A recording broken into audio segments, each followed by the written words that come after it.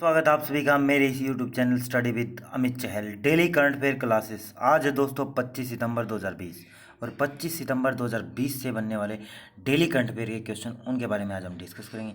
और current affair classes दोस्तों किसी भी एग्ज़ाम के लिए एक मोस्ट इंपॉर्टेंट पार्ट होता है, चाहे वो आपका Delhi police, NTPC, railway group D आने वाला कोई भी एग्ज़ाम अगर आता है उसके लिए करंट अफेयर एक मोस्ट इंपॉर्टेंट पार्ट होता है। इसमें हम क्या है टॉप 10 जो करंट अफेयर के क्वेश्चन उनके बारे में डिस्कस करते हैं और उसके साथ क्या है मैं आपको कुछ एक्स्ट्रा फैक्ट भी बताता हूँ जो कि मोस्ट इंपॉर्टेंट है आपके जीके पॉइंट ऑफ व्यू से। क्लियर है। हमारे इस यूट्यूब चैनल पर आपको पीडीएफ भी प्रोवाइड करवाई जाती है। डेली मैं वीडियो के डिस्क्रिप्शन बॉक्स के अंदर एक लिंक देता हूँ, वहाँ पर जाकर आपने क्या करना है, लिंक पे क्लिक करो और वहाँ पे आपने ग्रुप को ज्वाइन करना और ग्रुप में डेली आपको क्या मिलेगी, पीडीएफ मिलेगी। क्लियर है। स्टार्ट करते हैं। कल मैंने आपसे क्वेश्चन पूछा है भाई नवाबों का शहर को किसे कहा जाता है, तो भाई नवाबों का शहर किसे कहा जाता है, लखनऊ को। ठीक है ना, कंफ्यूज नहीं होना है। नवाबों का शहर कौन सा है, लखनऊ। जबकि मुंबई कौन सा भाई, ये है सपनों का शहर, ड्रीम ड्रीम सिटी बोल देते हैं। और भारत की आर्थिक राजधानी भी है और गेटवे ऑफ इंडिया भी क्या है, मुंबई है। क्लियर है। और बेंगलुरु क्या है, सिलिकॉन सिटी और इलेक्ट्रॉनिक सिटी। क्लियर है। ठीक है ना। उसके बाद बात करेंगे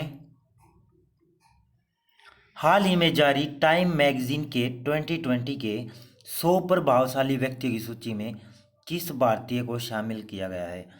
तब एक टाइम मैगजीन है, उसकी 2020 की एक जो 100 प्रभावशाली व्यक्तियों की सूची जारी की उसने, तो उसमें किस भारतीय को शामिल किया है। वो किया है भाई उपरोक्त भी यानी आयुष्मान खुराना, नरेंद्र मोदी और बिल्किस। इन तीनों को क्या है, मतलब इस टाइम मैगजीन में 100 प्रभावशाली व्यक्तियों की लिस्ट में शामिल किया है। क्लियर है। अब ये जो टाइम मैगजीन है ना भाई, ये दरअसल इसने ये जो रिपोर्ट पेश की है, अपनी जो सूची पेश की है, वो 5 कैटेगरी में पेश की है। कितनी में, 5 कैटेगरी में।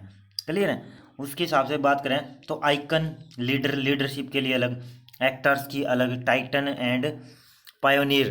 क्लियर ना, जो पायोनियर होते हैं, ठीक है, उनकी जो 5 कैटेगरीज के अंदर क्या है, ये मतलब ये सूची जारी करी गई है टाइम मैगजीन के द्वारा। और उसमें क्या है, किन किन भारतीयों को शामिल किया है, आयुष्मान खुराना, बिल्किस और नरेंद्र मोदी। ठीक है ना, इनको अपनी अपनी कैटेगरी में मिला है। जैसे कि नरेंद्र मोदी लीडर हैं, इनको लीडरशिप में, आयुष्मान खुराना एक्टर हैं तो एक्टर की उसमें, और बिल्किस नाम की एक वृद्ध महिला है भाई, जो कि वो शाहीवान जो दिल्ली के अंदर जो प्रोटेस्ट हुआ था ना मुस्लिमों का, ठीक है ना, किसके प्रति, जो वो एनआरसी आया था या उसके प्रति जो प्रोटेस्ट हुआ था, उसमें शाहीन बाग के अंदर एक सबसे बड़ी वृद्ध महिला थी बिल्किस, जो मतलब वो कर रही थी, इसका हेड लीडरशिप कर रही थी। ठीक है, रास्ता दिखाई थी। और इसके साथ भाई प्रोफेसर रविंदर गुप्ता को भी क्या है, शामिल किया गया है इस टॉप 100 की प्रभावशाली व्यक्तियों की लिस्ट में। क्लियर है। प्रोफेसर रविंदर गुप्ता क्या है, ये प्रोफेसर है भाई। क्लियर ना, और इनके बारे में वो ऊपर बात ही कर चुके हैं। तो ये 5 कैटेगरी में ये अवार्ड दिया गया है टाइम मैगजीन के द्वारा। अगर आपसे पूछ ले तो बता देना, 4 लोगों को मिला है। क्लियर है। उसके बाद बात करें एमी पुरस्कार 2020 में किस फिल्म को बेस्ट ड्रामा सीरीज चुना गया। तो भाई एमी पुरस्कार दिया गया है 2020 का, उसमें किस मूवी को क्या है, बेस्ट जो ड्रामा सीरीज बोला बताया गया है, तो किसको भाई, सक्सेशन एक मूवी है भाई, उसको क्या है, बेस्ट ड्रामा सीरीज चुना गया है किसके अंदर, एमी पुरस्कार के अंदर। क्लियर है। अब ये एमी पुरस्कार के बारे में जान लेते हैं। दरअसल ये अमेरिकी टेलीविज़न इंडस्ट्री का क्या है, बहुत ही बड़ा पुरस्कार है भाई। ठीक है ना, अमेरिकी टेलीविज़न इंडस्ट्री में दिए जाने वाला पुरस्कार है एमी अवार्ड, जो कि फिल्म के क्षेत्र में दिया जाता है भाई। क्लियर ना। और इससे रिगार्डिंग ये क्वेश्चन भी पूछ लेगा कि भी जो बेस्ट लीड एक्टर यानी कि बेस्ट एक्टर का अवार्ड किसे मिला, वो मिला जेरेमी स्ट्रोंग को मिला बेस्ट एक्टर का। और बेस्ट लीड एक्ट्रेस का किसे मिला, वो मिला जिंदेई को क्या मिला, बेस्ट लीड एक्ट्रेस का अवार्ड। क्लियर है, एमी अवार्ड। और ये एमी अवार्ड कहाँ के हैं, अमेरिका की जो टेलीविज़न इंडस्ट्री है ना, उसमें दिए जाते हैं। क्लियर है। उसके बाद बात करें क्वेश्चन हमारा, हाल ही में भारत सरकार ने किस राज्य में न्यूट्रिनो वैधशाला स्थापित करने की घोषणा की है। तो भाई न्यूट्रिनो वैधशाला स्थापित की जाएगी, तो कहाँ पर स्थापित की जाएगी, भारत सरकार ने ये डिसीजन लिया, वो की जाएगी भाई तमिलनाडु के अंदर।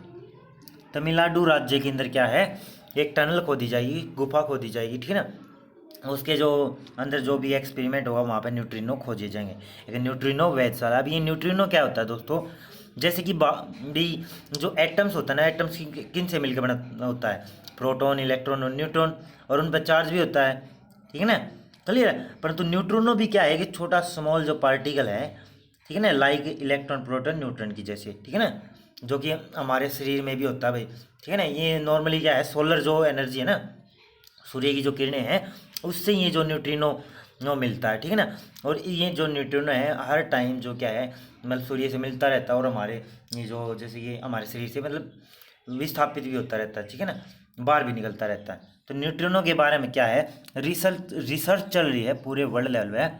तो भारत में भी क्या है कि वेधशाला खोली जाएगी, कहाँ पे, तमिलनाडु। क्लियर है, समझ में आएगा कुछ। मैंने बताया कि भाई ये सोलर न्यूट्रिनो भी कहा जाता है, इसे सोलर न्यूट्रिनो, ठीक है ना, सूर्य की जो एनर्जी है उससे मिलता है।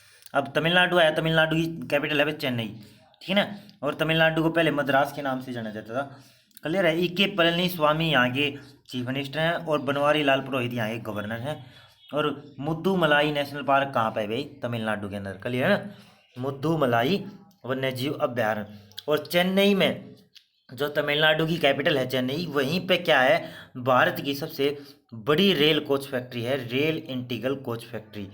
Rail integral coach factory Bharat की सबसे बड़ी रेल कोच फैक्ट्री है, जो कि तमिलनाडु चेन्नई के अंदर है। और इसी ने क्या किया था, एक ट्रेन 18 नामक भारत की सबसे तेज जोड़ने वाली ट्रेन बनाई। क्या है, ट्रेन 18। ये ट्रेन का तो नाम ट्रेन हो गया, और 18 यहाँ लिया गया 2018 में, यानी इस ट्रेन को बनाया था ट्रेन 18 2018 में, ठीक है ना। इसका नाम भी 18 रख दिया, ट्रेन 18, ठीक है ना। बाद में इसी का नाम बदल के क्या रखेगा, वंदे भारत एक्सप्रेस रखेगा भाई। क्लियर है ना, बाद में ट्रेन 18 का ही नाम बदल गया, अब क्या रखा है, वंदे भारत एक्सप्रेस। क्लियर है ना। उसके बाद बात करें, क्वेश्चन हमारा, हाल ही में भारत की पहली महिला राफेल पायलट कौन बनी है। मोस्ट इंपोर्टेंट क्वेश्चन है भाई, ठीक है ना। भारत की पहली महिला राफेल पायलट कौन बनी है, तो वो बन गई है शिवांगी सिंह। शिवांगी सिंह क्या है, भारत की पहली पायलट बन गई है जो राफेल विमान को उड़ाएंगी, ठीक है ना। अब बात करें शिवांगी सिंह के बारे में, यह भाई उत्तर प्रदेश की हैं, यह उत्तर प्रदेश से संबंध है इनका। और यह वर्तमान में क्या है, MiG-21, सुना है MiG-21, कर लिया ना। तो MiG-21 की क्या है, पायलट है भाई फिलहाल में, कौन भाई, शिवांगी सिंह, ठीक है ना। और ये पहली महिला भी बनी थी भाई भारतीय, जो फाइटर जेट को चलाने वाली, किसी भी फाइटर जेट को। और अब क्या है, इनका प्रमोशन हो रहा है, और इनको क्या है, इनको चलाने मतलब चलाने के लिए शिक्षित मतलब जो एजुकेट किया जाएगा, जो राफेल विमान है, ठीक है ना। अब राफेल के बारे में थोड़ा बात करेंगे। 2016 में भारत सरकार और फ्रांस की एक कंपनी है डसाल्ट, डसाल्ट एविएशन। भारत सरकार और फ्रांस की एक कंपनी है डसाल्ट एविएशन, उसके बीच में क्या हुआ, 36 जो राफेल विमान की डील हुई, ठीक है ना। 36 राफेल विमान खरीदे गए भारत के द्वारा, ठीक है ना, जिसकी बाद में फाइल भी खो गई थी RTI के तहत, जब मांगे ना, अब कितने के आए कितने के नहीं, कर लिया ना। तो उसके हिसाब से क्या है, मतलब जितने रुपए में ये खरीदे गए ना भारत सरकार के द्वारा, घपला इसमें बहुत बड़ा। वो सुना भी होगा आपने, लीड जो लेटेस्ट जो न्यूज़ में सुना होगा कि राफेल में डील जो हुई थी उसमें घपला है। वो घपला बता देता हूँ आपको, वो घपला क्या है, दरअसल 36 विमान खरीदे हैं राफेल विमान फ्रांस की डसाल्ट एविएशन कंपनी से, और जितने भी रुपए में खरीदे हैं, ठीक है, 3900 करोड़ 4500 करोड़। तो उसमें क्या है, बोला गया है उसमें तो 136 विमान आ सके थे, ठीक है ना। कितने आज करे, 136, यानी केवल 36 खरीदे हैं, और 100 की क्या है, 100 का जो भ्रष्टाचार है, यानी 100 और विमान खरीद लेते हम, इतने रुपए का भ्रष्टाचार हुआ है। और जब गवर्नमेंट से ये रिपोर्ट मांगी गई, तो गवर्नमेंट बोलती है कि भाई इसकी तो जो फाइल है वो खो गई, गुम हो गई, ठीक है ना। तो इस तरह का कुछ मतलब वो चला गया है। तो वर्तमान में MiG-21 उड़ाती हैं शिवांगी सिंह, और इनको प्रमोट कर दिया गया। क्लियर है, समझ में आ गया। अच्छा, बीते दिनों 2 क्वेश्चन हो रहे थे। एक क्वेश्चन आया था, कुमुदिनी त्यागी और क्या है, कुमुदिनी त्यागी और रीति सिंह, रीता सिंह थी भाई, रीति सिंह, ठीक है ना। तो कुमुदिनी त्यागी और रीता सिंह को क्या है, जो इंडियन नेवी है उसमें जो हेलीकॉप्टर स्क्वाड है उसमें शामिल कर लिया, जो लड़ाकू जो हेलीकॉप्टर होते हैं ना नेवी के अंदर, तो उसमें शामिल कर लिया है कुमुदिनी त्यागी और रीता सिंह को। क्लियर है। उसके बाद बात करेंगे, क्वेश्चन हमारा, हाल ही में विश्व समुद्री दिवस कब मनाया गया। तो विश्व समुद्री दिवस यानी ये वर्ल्ड मैरीटाइम डे कब मनाया गया है, 24 सितंबर को। 24 सितंबर को यानी कल हमने मनाया है विश्व समुद्री दिवस। क्लियर भाई। अब देखो इसकी कोई फिक्स डेट नहीं है भाई। ये जो विश्व समुद्री दिवस है, पहले तो इसकी थीम जान लो। इसकी थीम है भाई sustainable shipping for a sustainable planet. Sustainable shipping for a sustainable planet पूछ ली जाती हैं थीम भी, ठीक है ना, ये जो स्पेशल डे से रिगार्डिंग। क्लियर है। अब बात करें, यह दिवस जो है ना हर साल सितंबर महीने के अंतिम सप्ताह में मनाया जाता है। जो लास्ट जो वीक होता है ना सितंबर महीने का, उसमें मनाया जाता है क्या भाई, वर्ल्ड मैरीटाइम डे यानी विश्व समुद्री दिवस। क्लियर भाई। तो अभी ये कब मनाया गया है, 24 सितंबर को मनाया गया है। अब बात करें जो अंतर्राष्ट्रीय समुद्री महासंघ जो संगठन है वो इसको क्या है मनाता है, अंतर्राष्ट्रीय समुद्री संगठन हर साल सितंबर महीने के लास्ट वीक में, ठीक है ना। अब अंतर्राष्ट्रीय समुद्री महासंघ आया है, संगठन आया है, तो इसकी स्थापना 1948, हेडक्वार्टर लंदन के अंदर है। और कीचक लिम क्या है करंट टाइम में हेड है भाई, किसके भाई, जो ये अंतर्राष्ट्रीय समुद्री संगठन है। क्लियर है। उसके बाद बात करें संयुक्त राष्ट्र जलवायु परिवर्तन सम्मेलन COP26 कहाँ आयोजित किया जाएगा। तो भाई जो COP26 जो आयोजन है किसके लिए भाई, संयुक्त राष्ट्र जलवायु परिवर्तन यानी जलवायु परिवर्तन के लिए क्या है एक सम्मेलन होगा, एक समिट होगा। तो उसका आयोजन कहाँ पे किया जाएगा, तो वो किया जाएगा भाई ग्लासगो कहाँ पे पड़ता है, ये पड़ता है स्कॉटलैंड के अंदर, ठीक है ना। ग्लासगो कहाँ पे पड़ता है, स्कॉटलैंड के अंदर। और वहाँ पे क्या है इसका सेमिनार जो ये सम्मेलन होगा इसका आयोजन करवाया जाएगा COP26 का। क्लियर है। जलवायु परिवर्तन आपको पता है भाई, जलवायु धीरे धीरे क्या परिवर्तित होती जा रही है ड्यू टू जो मतलब जो भी हम कार्बन एम्बिशन करते हैं, प्रदूषण फैलाते हैं, उसके कारण क्या है हमारा पर्यावरण को काफ़ी नुकसान पहुँच रहा है। जिसके कारण से ये देखो क्लाइमेट चेंज, जैसे कि बाढ़ आ गई, बेमौसम बरसात होगी, ये भूकंप वगैरह वगैरह ऐसी ऐसी चीज़ें जो अनहोनी घटनाएं घटती हैं ना अचानक, मतलब बे टाइम, मतलब उनका कोई टाइम नहीं है कभी भी। तो वो क्या है एक क्लाइमेट चेंज है। और वो क्लाइमेट चेंज किसके कारण हुआ है, जो हमारा जो प्रदूषण जो हम फैला रहे हैं, ठीक है ना। तो हमारा एक मतलब पूरे वर्ल्ड लेवल पे नागरिक होने का मतलब एक मेन जो प्राथमिक जो कर्तव्य है हमें क्या है, इको फ्रेंडली होना है, ठीक है ना। हम जो भी काम करते हैं क्या है उसको पर्यावरण के मद्देनजर रखते हुए क्या करना है, यानी पर्यावरण को नुकसान ना देने पाए, ठीक है ना। तो ऐसा काम करना है। और पर्यावरण के लिए हमने क्या करना है, पेड़ भी लगाने हैं ज़्यादा से ज़्यादा। उसके बाद बात करें हाल ही में किस भारतीय को UNEP का अक्षेत्रीय एम्बेसडर बनाया गया। तो UNEP United Nations Environment Programme, उसका अक्षेत्रीय एम्बेसडर बना दिया गया है। तो किस भारतीय को बनाया गया है, वो बनाया है भाई खुशी जिंदालिया।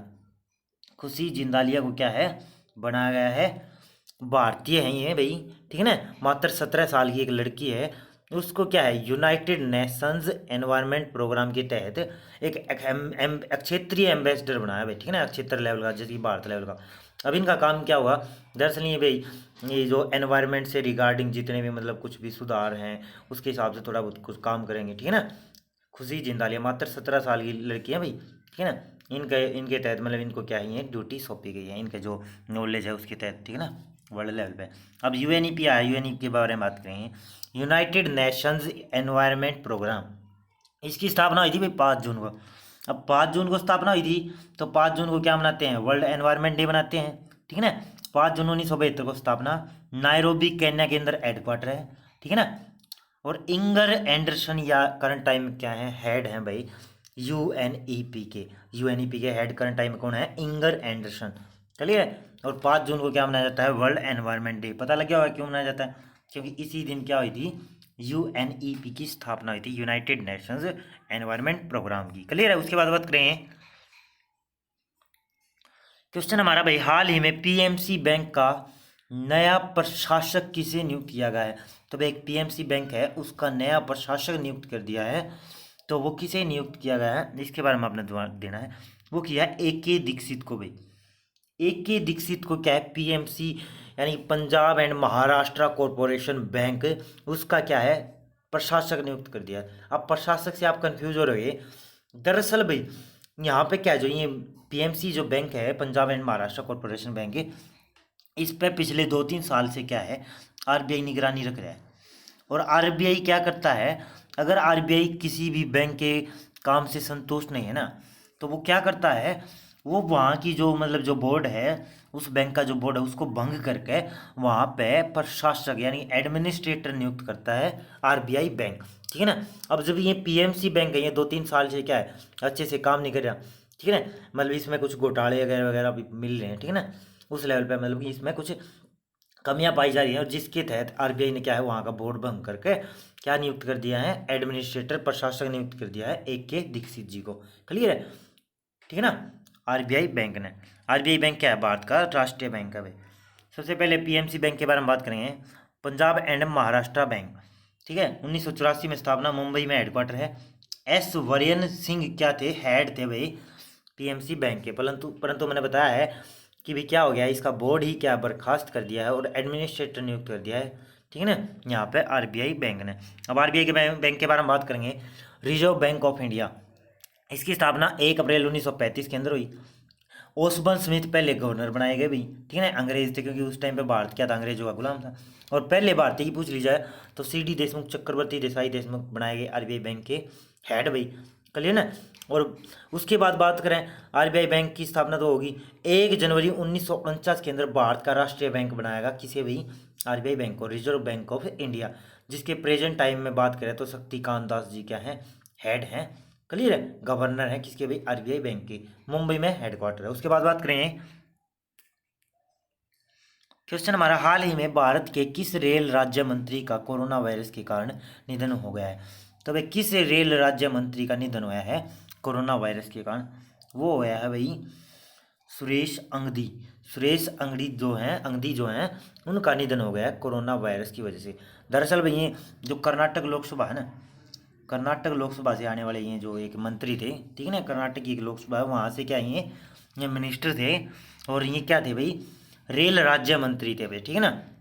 रेल राज्य मंत्री, रेल राज्य, देखो एक तो रेल मंत्री होता है, एक रेल राज्य मंत्री, किसी भी राज्य का मंत्री बना दिया भाई उस मिनिस्टर को, ठीक है ना। तो ये रेल राज्य मंत्री थे सुरेश अंगदी, जो कि कर्नाटक लोकसभा से आते हैं, ठीक है ना। और इनका क्या है, कोरोना वायरस के कारण निधन हो गया है, ठीक है ना। और पहले जो मिनिस्टर बने भाई जिनको कोरोना आया उनकी डेथ हुई है, ठीक है ना। अन्यथा बहुत सारे मिनिस्टर जैसे कि अमित शाह, सभी को कोरोना आया परंतु वो उनकी डेथ नहीं हुई, क्लियर ना। तो भाई कोविड-19 जो बहुत बड़ी महामारी है उससे हमने बचना है हर हाल में, ठीक है ना। अब तो मतलब बिल्कुल लास्ट स्टेज चला हुआ है कोरोना वायरस का, ठीक है ना, अब इससे बच जाओ, मतलब नॉर्मल है, ऐसा कुछ नहीं है भाई, थोड़ी दिक्कत नहीं लेनी है। उसके बाद बात करें पीयूष गोयल जी, फिलहाल में भाई रेल मंत्री हैं भारत की करंट टाइम में, ठीक है ना, याद रखना। उसके बाद बात करें, हमारा क्वेश्चन है, हाल ही में वॉइस ऑफ डिसेंट नामक पुस्तक को किसने लिखा। तो भाई वॉइस ऑफ डिसेंट नामक पुस्तक को किसने लिखा है, वो लिखा है रोमिला थापर। रोमिला थापर जी ने क्या है वॉइस ऑफ डिसेंट नामक पुस्तक को लिखा है, ठीक है ना। और ये क्या है, बहुत बड़ी हिस्टोरियन है भाई, ठीक है ना, बहुत बड़ी क्या है, हिस्ट्री की ज्ञाता है कौन भाई, रोमिला थापर, और बहुत बड़ी क्या है ये लेखक भी हैं भाई। और इन्होंने क्या है वॉइस ऑफ डिसेंट नामक एक पुस्तक लिखी है, क्लियर है। अब बात करें इनके बारे में, इन्हें 2005 में पद्म भूषण भी पुरस्कार मिला है, ठीक है ना, इन्हें क्या है पद्म भूषण पुरस्कार भी मिला है। और ये बहुत ज़्यादा नॉलेज रखने वाली महिला है भाई, ठीक है ना, थापर, रोमिला थापर। और इन्होंने इनकी मतलब ये क्या है, मतलब जो ये बुक जो लिखी है इन्होंने वॉइस ऑफ डिसेंट, यानी कि इनका कहना है कि भाई जो प्रेजेंट टाइम जो चल रहा है, जो सरकार है प्रेजेंट टाइम में, वो क्या है लोगों की जो मौलिक अधिकार है उनकी जो मतलब प्रोटेस्ट करने की जो मतलब अधिकार है कि भाई किसी के मतलब जो किसी के खिलाफ आप विरोध कर सकते हो, किसी कानून के खिलाफ, मतलब लीगली तरीके से कानूनी तौर पर, ठीक है ना, उसके खिलाफ क्या है जो सरकार है वो गलत एक्शन ले रही, ठीक है ना, किसी को भी प्रोटेस्ट नहीं करने दे रही, ठीक है ना, किसी को मतलब आंदोलन वगैरह वगैरह कुछ नहीं करने दे रही सरकार। तो उसकी मतलब ये जितनी भी कमियां हैं फिलहाल में समाज में, उन सभी को इस बुक में दिखाया गया है रोमिला थापर जी को, ठीक है ना। ये बहुत बड़ी क्या है हिस्टोरियन है, ठीक है ना। और इनकी बहुत सारी फेमस पुस्तक भी हैं, जैसे ये एक पॉपुलर वॉल्यूम है हिस्ट्री ऑफ इंडिया है, ये पुस्तक भी क्या है इन्होंने ही लिख रखी है। और ये करंट टाइम में JNU यूनिवर्सिटी यानी जवाहरलाल नेहरू यूनिवर्सिटी में क्या है प्रोफेसर है भाई, ठीक है ना, रोमिला थापर जी। और इन्होंने ही क्या है डिसेंट, वॉइस ऑफ डिसेंट नामक पुस्तक लिखी है, जो कि भाई नवंबर दिसंबर महीने में भी लॉन्च होगी, अभी लिखी है लॉन्च नहीं हुई है, कल ना। तो भाई ये एक महान इतिहासकार है भाई रोमिला थापर जी, कल याद रखना है। उसके बाद बात करेंगे आरबीआई बैंक का पहले भारतीय गवर्नर कौन बने थे, तो इसके बारे में आपने बताना, आज भी मैंने वीडियो में बताया है, अगर आपने वीडियो को ध्यान से सुना है तो आज भी मैंने इस क्वेश्चन का जवाब दिया है। तो भाई ये थी आज की वीडियो। तो कैसी लगी आपको वीडियो?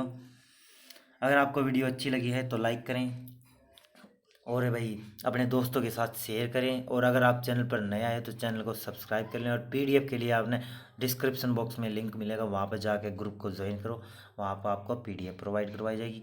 और भाई अगर आपको वीडियो अच्छी लगी है तो कमेंट किया करो, ज़्यादा से ज़्यादा कमेंट किया करो, ठीक है ना। और भाई ये जो कल की जो वीडियो थी उसके जो क्वेश्चन पूछा गया था मैंने नवाबा का शहर, उसका जो जवाब देने वाले स्टूडेंट थे राहुल और अजय, इन दोनों ने काफ़ी अच्छा जवाब दिया। आप भी, मैं कहता हूँ भी आप भी क्या किया करो, कमेंट किया करो, क्वेश्चन का जवाब दिया करो। ये क्वेश्चन मैं आपके लिए ही पूछता हूँ, ठीक है ना। तो ठीक है, thanks to watch, thank you.